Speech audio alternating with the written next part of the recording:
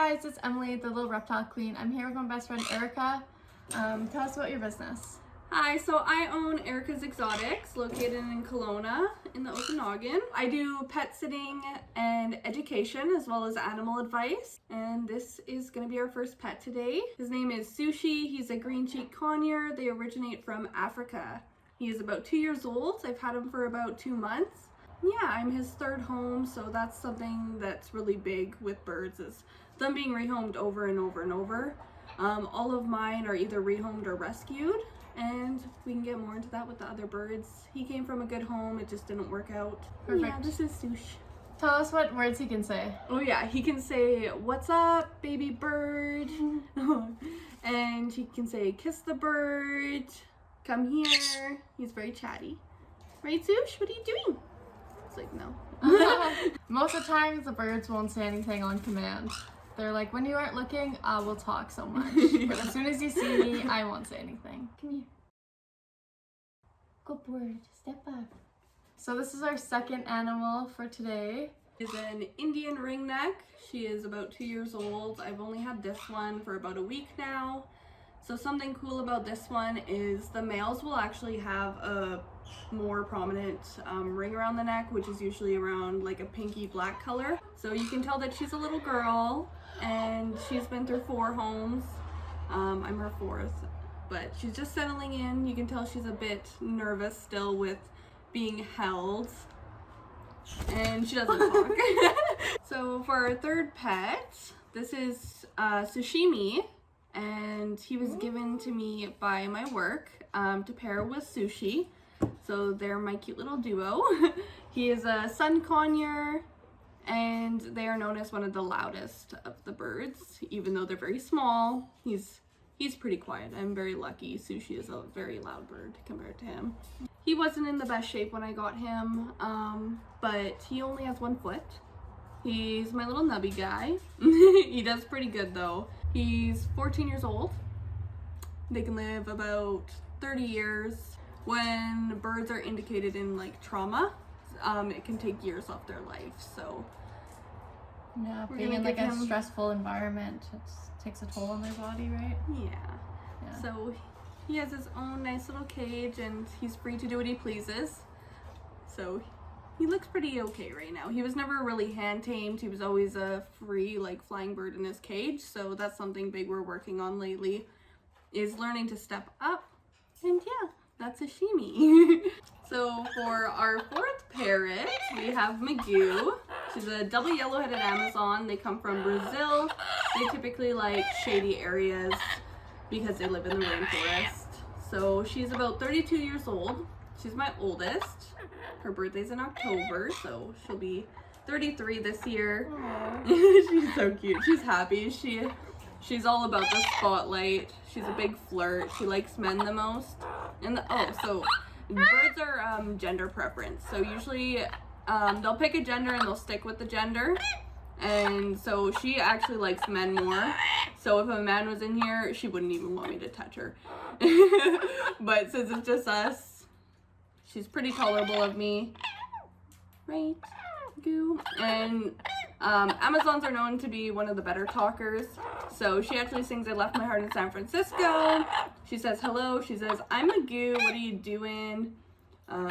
She makes Magoo in. She makes bomb explosions and a bunch of other fun sounds.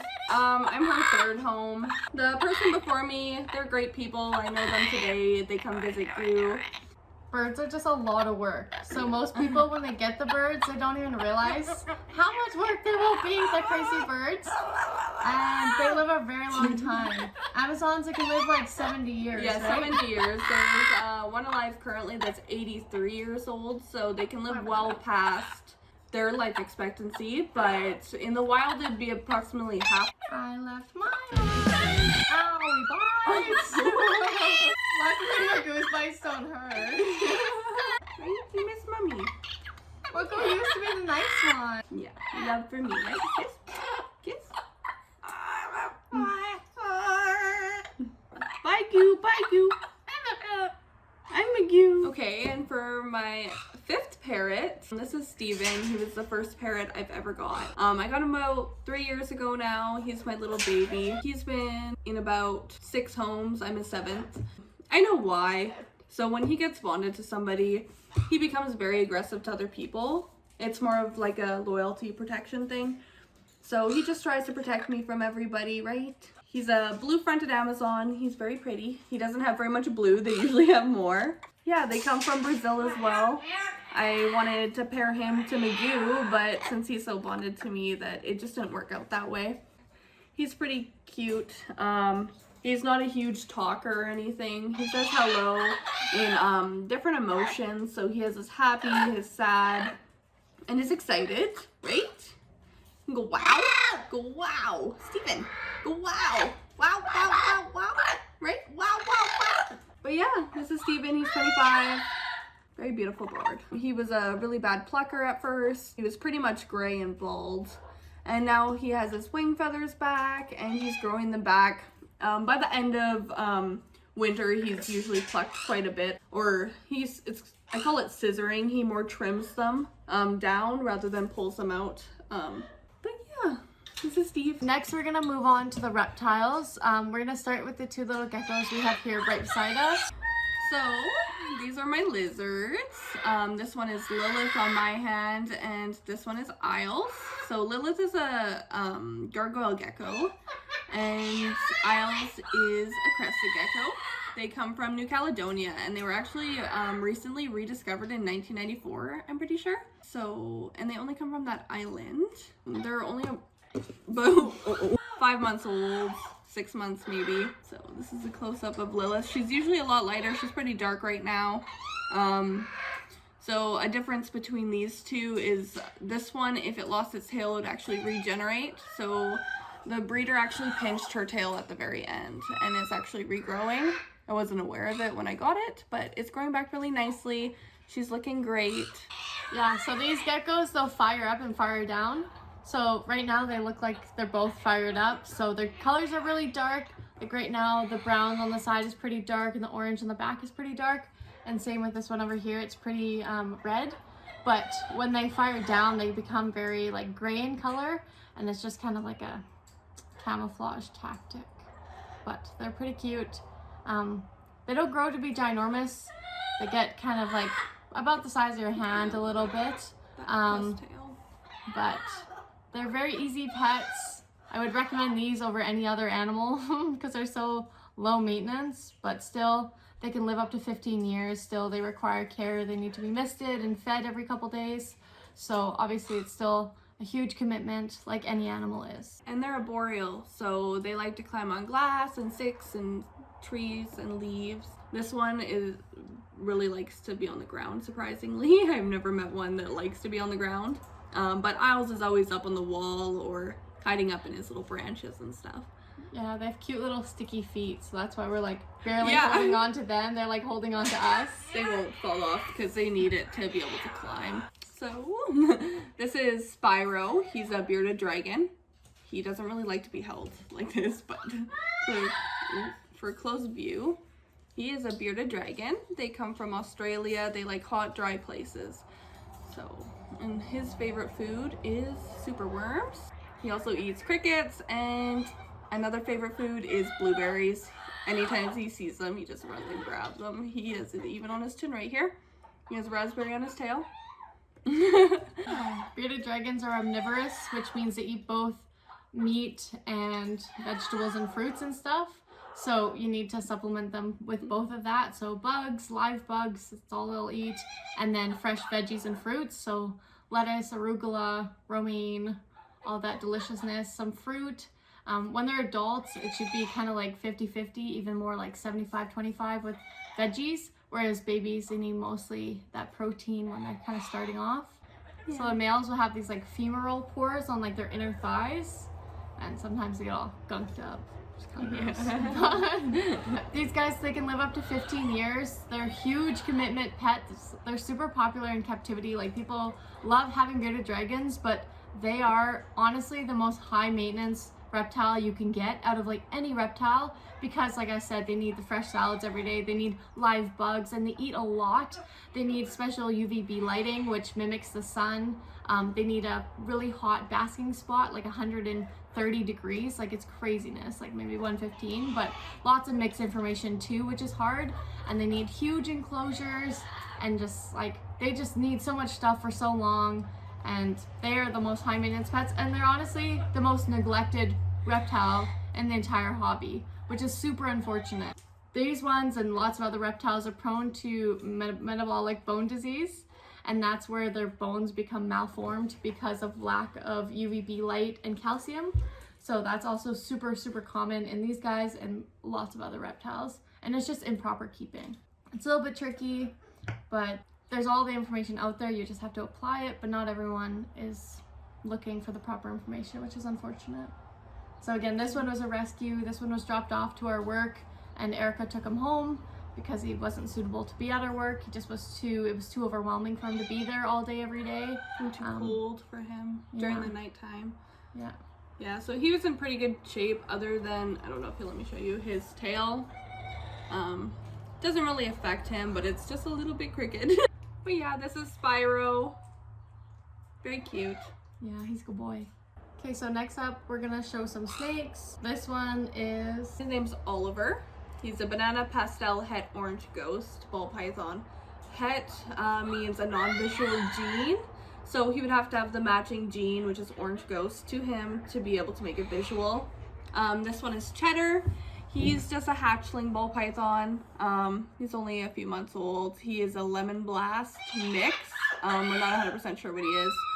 He has pretty cool eyes though. They're like multicolored. Can't really see them, but yeah. And Oliver, he was my first snake ever. I got it from a local reptile breeder here in Kelowna, and he's probably about 2 years old now. And yeah, as they get older, the bananas actually develop a lot of freckling on the body. So by the time he's probably like 10 plus years, he'll have many more black little freckles on him. Yeah, they can live like 30 to 40 years in captivity. It's pretty crazy. And they're also called ball pythons because, as you can see by both of these guys, they're in little balls. So they're also known as royal pythons, and they're native to Central Africa. They're super popular pets because they're known to be so docile and nice and just calm, like you can see these guys in our hands. But they are pretty high maintenance. They like it very humid. Sometimes they'll go off food. They need really specific temperatures. So again, lots of research, a lot of time. 30 years is a super long time, but that's, any animal will be a commitment. Okay, so we have 2 more ball pythons here, so that's 4 so far. So the one in my hands is a normal ball python. What's his name? He doesn't have a name yet. Nameless. He's nameless. Nameless for now. I had a friend that was moving away to Spain, so he asked me to take in his ball python, and of course I couldn't say no. They're one of my favorite species, just because they are so docile, very easy to handle if you want to. So he doesn't have a name. Comment below if you can think of any cool name ideas. And this one is Atlas. He is a pied ball python. So pied generally means it will have 2 or more colors that are taken over by the white. He's considered a medium white. And there's high white, which is a lot of white, and then there's low white, which is barely any white. So he's a good in between. He's very deep in shed right now. He's usually more pretty, but you can tell by his eyes, they're quite blue. I got him from a reptile expo. It was actually my first expo, and I went with Emily to Kamloops. Yeah, it was June of 2018. It was like so sweet. It was so fun. Yeah. And then Erika splurged on this pied, and I was like, oh my god. And she never really had snakes before, and all of a sudden she was like 7. I'm like, Erika, what are you doing? She's like, I don't know. The one thing about him was he goes on big food strikes. So he doesn't like to eat all that much, especially during the winter, because he was a breeder. So it's just in his nature to just chill out on the food during the winter. So for the next one, we have the carpet python. His name is Noodle. He was about the size of a noodle when I got him. He was very tiny. They come from Australia. They are a boreal species, unlike the ground species we just showed you. He is one of my favorites. He's a coastal carpet, which is one of the larger species. Yeah, and they will usually perch in trees all day and then catch a snack while they're up there. So, like, how big do the males get? Like 7 feet? Yeah, around 7 feet, and females can get up to 12 feet. It's a girl. Oh, she is a girl? Yeah, she was DNA tested, so she's a girl. So she'll get a little bit bigger than a male would. So what happens with snakes is that the chunkier they are, like the ball pythons, you give them a much bigger meal, and then you feed them more spaced out. With the arboreal species who are a lot more narrow, you kind of can't give them a huge meal because it just doesn't fit in their body. But they gotta eat more frequently just because they're skinnier and because they are more active than the ground species like the ball pythons. So this one probably eats like every 10 to 14 days, whereas a ball python would eat like every 2, 3, 4 weeks. And that's kind of the same thing I do with my snakes at home as well. So this next snake we have here is Marley. Marley is a BCI boa. She might be a true red tail, but I'm not exactly sure. She does have a pretty red tail, so she might be. But she's a female. She's probably around 4 years old, 4 or 5 years old. Yeah, she's probably around 5 now. 5 years old. So she has quite a bit more growing to do. BCIs is kind of tricky because most people think BCIs are like smaller, but in reality, if they're allowed to live their true lifespan, which is like about 30 years, they can get up to like 13 feet long. They can actually get huge. And I'm following this man on Facebook. His name is Tom Crutchfield, and he's like the OG reptile guy. He's so well known in the reptile community, and he's so great. He really does preach to keep these animals properly in big enclosures, just to show how large they really can get, and the misconception that people have that BCIs stay small. It's not true. So yeah, this girl probably will get like whatever 10 feet when she's full grown, which is craziness. Yeah, and they get really thick as well, so they're a lot more powerful than your ball python.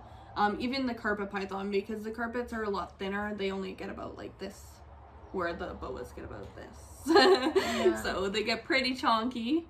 And then these boas are native to South America. And then there's a couple other boas that are similar, BCCs and BCOs. There's differences, but I don't really know them. They're pretty minuscule. But yeah, this is Marley. She's a very sweet girl. Look at her. She's so nice. She's grown so much. Yeah. So the next couple animals we'll be showing are ones that aren't really handleable. So Erika's tarantulas, her frog, and then also her 2 chameleons. So in this enclosure, what do we have? The P. sazumi. They are known as the Brazilian blue tarantula. They come from Brazil, and yeah, he was just a little sling when I got him. He's growing pretty fast. So his legs will be blue and his abdomen will be with black and red with the red hairs. Yeah, I'll insert a picture of what they look like full grown. So I think it's pretty fun to see how the slings look versus like the adults. It's pretty fun. Yeah.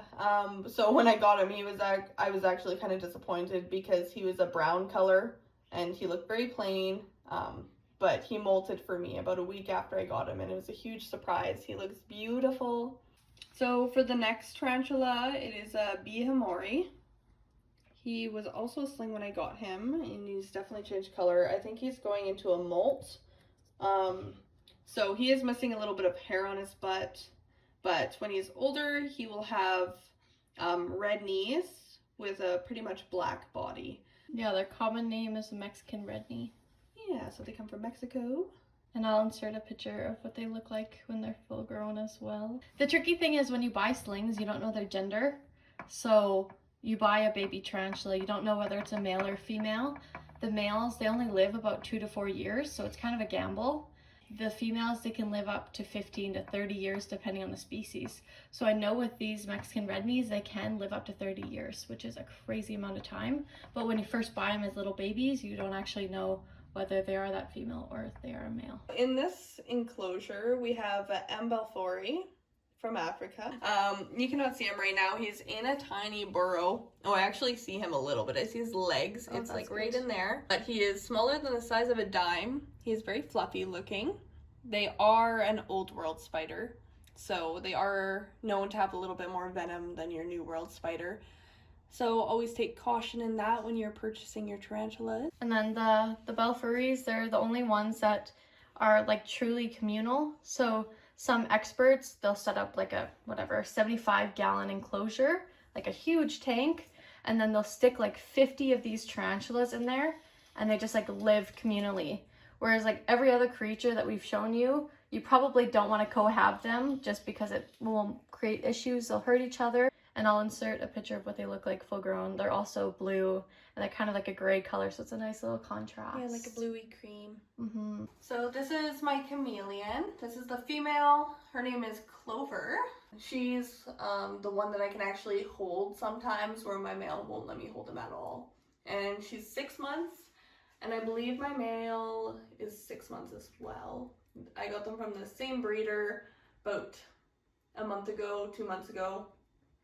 And they came from different parents. So this one is my male. He's getting some UVB. He's not usually up there, so it's kind of funny to see him upside down. Like this. Oh yeah, he's gonna get it. Oh, so yummy! fun.